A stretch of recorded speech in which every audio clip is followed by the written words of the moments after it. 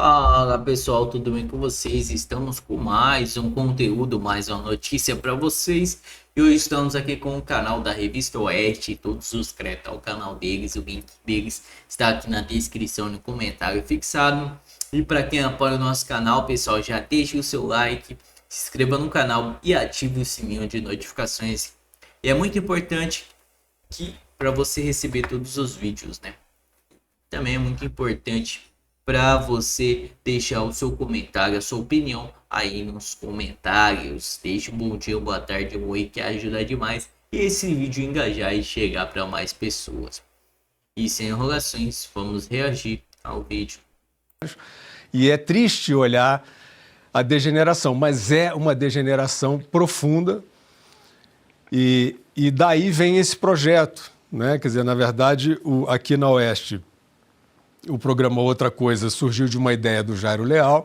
Falou assim, vamos botar uma coisa no fim de semana, porque as pessoas estão muito carregadas. E é verdade. Essa conversa foi em 2023. E você disse, tem que ser outra coisa. Outra coisa. É isso aí. Né? Porque para a gente sair um pouco de algumas convenções que foram ficando marcadas, né, assim, dessa suposta polarização, esse ambiente todo.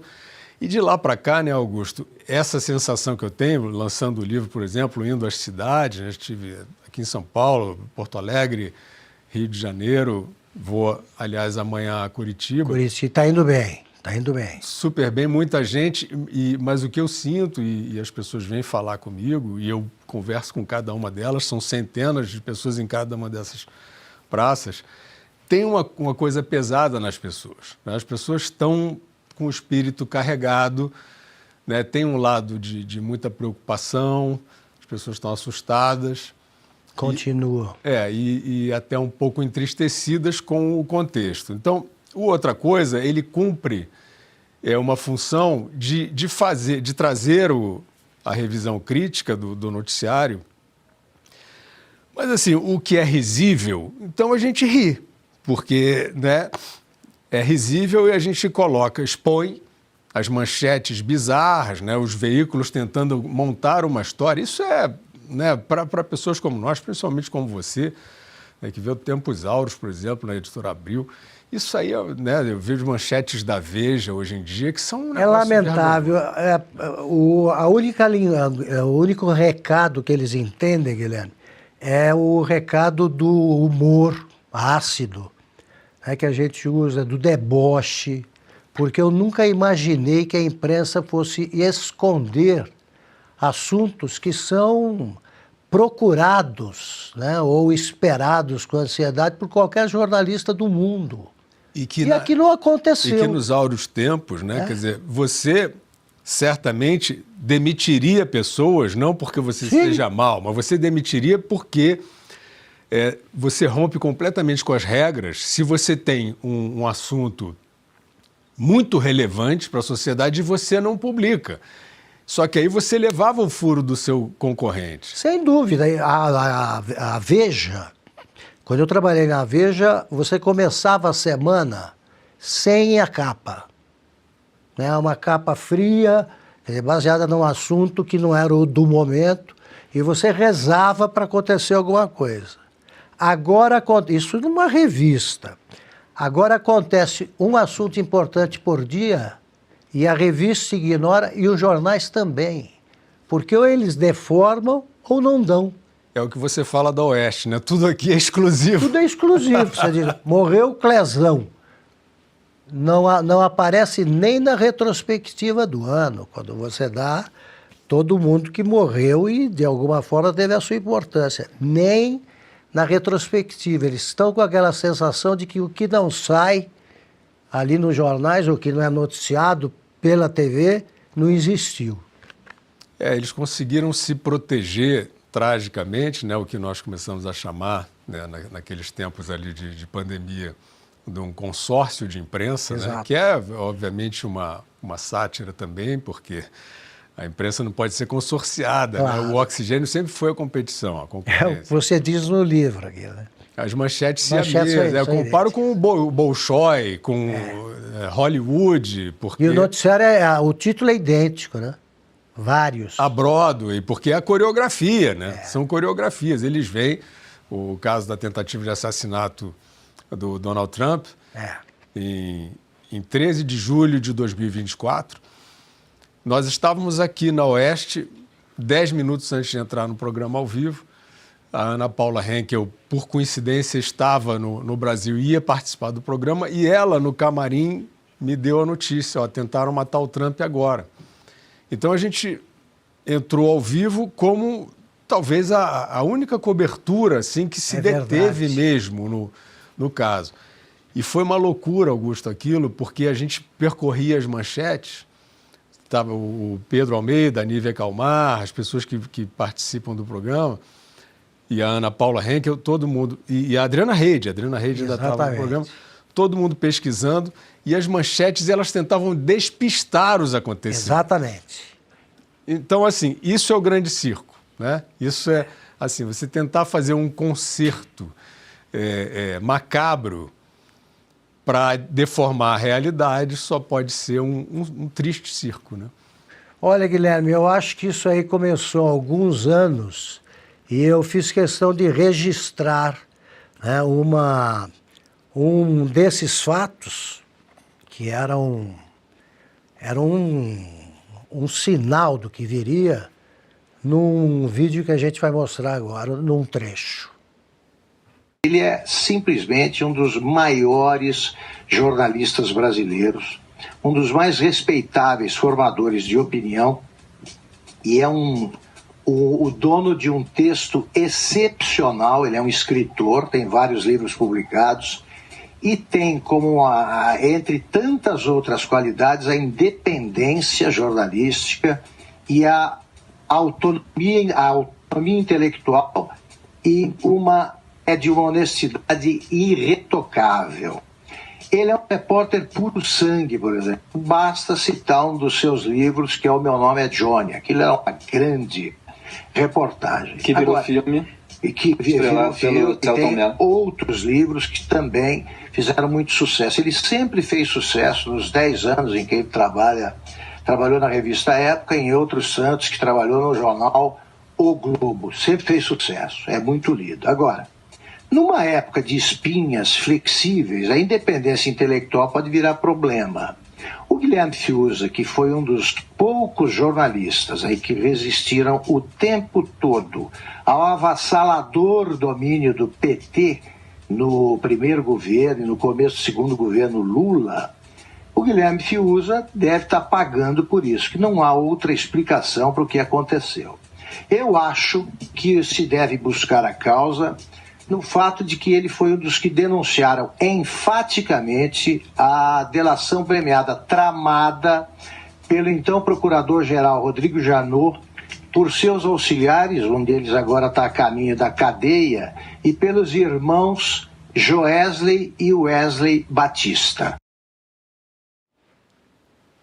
Como foi esse episódio, Guilherme? Para começar, foi esse seu depoimento no Pingos nos Is, né? Foi. Foi o único. Foi o único registro na imprensa da minha saída das organizações Globo como colunista, né, do Globo e da revista Época, foi esse seu comentário. Já havia, como você disse, né, ao anunciar o vídeo, já havia esse vírus aí da cara de paisagem na imprensa, né? E ali, eu acho que ali começou essa desordem institucional brasileira, porque após o impeachment da Dilma Rousseff, iniciou-se o governo substituto, um governo tampão, né? Do Temer, do Michel Temer. E a expectativa ali era muito baixa em termos de resultados, porque a Dilma tinha levado o Brasil à maior recessão da sua história, o Brasil tinha passado pelo Mensalão e pelo Petrolão, ela tinha sido reeleita já com a Lava Jato mostrando tudo, o que deprimiu o Brasil inteiro, mas depois sobreveio o processo de impeachment. Então ali... E o Temer tomou iniciativas importantes. Exato. Boas. Ali, a minha expectativa, pelo menos, era assim, bom, vamos ver se ele consegue levar o país mais ou menos estável até a eleição onde vai se iniciar um governo que pode ser bom. Só que não foi isso que aconteceu, como você acaba de assinalar. O Michel Temer começou a tomar iniciativas da melhor agenda possível. Exatamente. Que a gente pode chamar de uma agenda liberal. O Brasil estava com risco país altíssimo, o risco despencou. Fez reformas fiscais importantes. Apresentou a reforma da Previdência. Da Previdência, que ele não conseguiu ir adiante, mas fez reforma administrativa. Depois seria aprovada com o Paulo Guedes no governo seguinte. Mas fez a PEC do teto de gastos, que foi muito importante. Ele saneou a Petrobras, que era o centro do assalto do Petrolão. Exatamente. Recuperou empresas estatais. E aí eu sempre digo, né, as pessoas assim, mas isso é um juízo sobre o então presidente? Eu digo, não. E a minha observação da realidade nunca é um juízo sobre personagens. Eu procuro sempre me ater ao que eu vejo. São fatos. O plano real era os tucanos. Não quero falar de tucano. Eu quero falar das medidas de estabilização monetária. Foram boas? Foram. Deram certo? Deram. Estão valendo há mais de 30 anos segurando o poder de compra da nossa moeda? Estão. Ponto final. Quem fez virou fio e virou não sei o que lá, problema dele. Agora, o que não dá é para jogar água do banho com o bebê junto. Perfeito. E dizer assim, não, são os tucanos, mas os tucanos... Então não vale nada do que foi feito. E nesse período o Temer foi isso. Foi uma agenda virtuosa, os números estão aí, eu não tenho nenhuma simpatia por nenhum personagem específico da história. E o que acontece?